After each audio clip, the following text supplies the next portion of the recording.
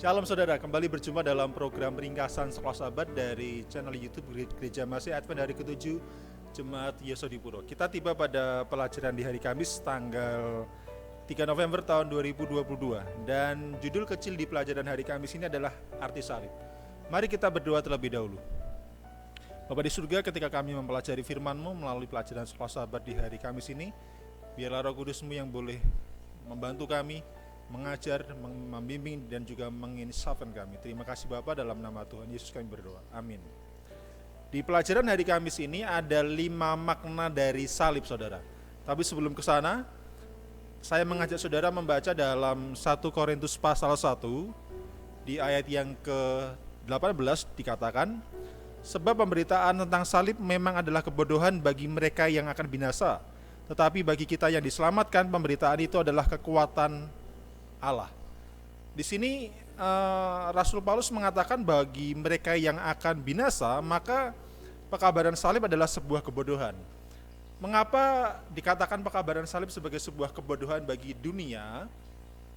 Karena di zaman itu barang siapa yang disalibkan selalu identik dengan mereka yang melakukan sebuah kejahatan besar yang tidak diampuni. Orang-orang yang dipandang rendah di dalam masyarakat pada zaman itu, saudara. Sehingga ketika Yesus disebutkan sebagai juru selamat, namun dia terpalang dan mati di kayu salib, maka pandangan rendah itu tertuju juga kepada Yesus. Dan inilah yang membuat orang kemudian menganggap pekabaran salib adalah sesuatu yang bodoh di dalam pandangan dunia. Dan juga kalau kita baca di dalam Filipi pasal yang kedua, ayat yang ke-8, di sana dikatakan bahwa Yesus merendahkan dirinya, dan karena merendahkan diri itulah dia kemudian taat dan mati di kayu salib.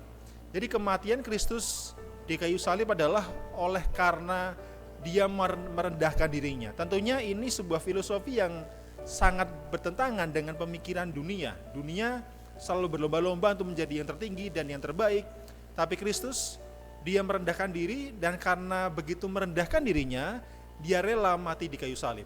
Jadi itulah mengapa dikatakan pekabaran salib itu seperti sebuah kebodohan bagi dunia. Tapi masih di 1 Korintus 1 ayat ke-18 dikatakan, bagi yang diselamatkan maka pemberitaan salib adalah sebuah kekuatan Allah, tentunya kekuatan yang menyelamatkan. Dan karena pekabaran salib, pengorbanan Kristus adalah kekuatan Allah yang menyelamatkan, kita akan belajar 5 makna daripada salib, saudara. Yang pertama adalah salib sebagai pernyataan tertinggi dari keadilan Allah terhadap dosa.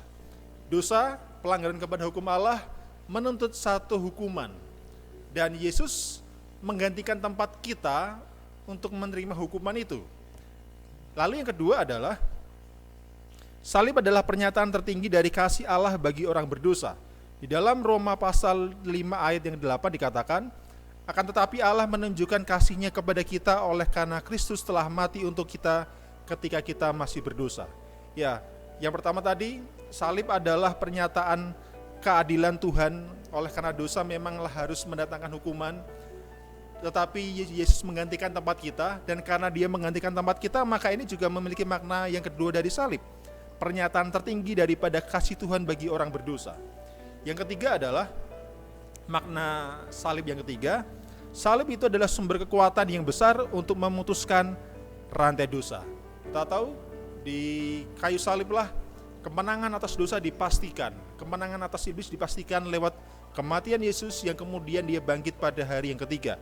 Dan makna keempat dari salib adalah sebagai satu-satunya sumber pengharapan kehidupan kekal kita.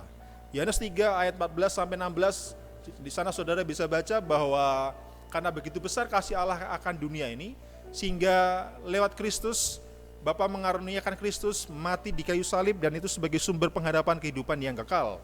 Lalu, makna salib yang kelima adalah sebagai satu-satunya penangkal terhadap pemberontakan masa depan di alam semesta.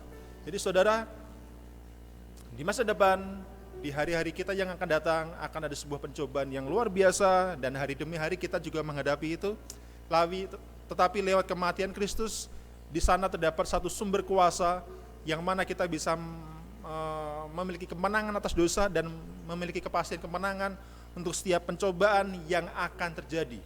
Jadi saudara, salib sesuatu yang luar biasa, sesuatu yang begitu bermakna, lebih daripada apapun, karena itu adalah sebuah pernyataan kekuatan Allah yang sanggup menyelamatkan orang berdosa. Demikian ringkasan pelajaran di hari Kamis ini. Tuhan memberkati kita.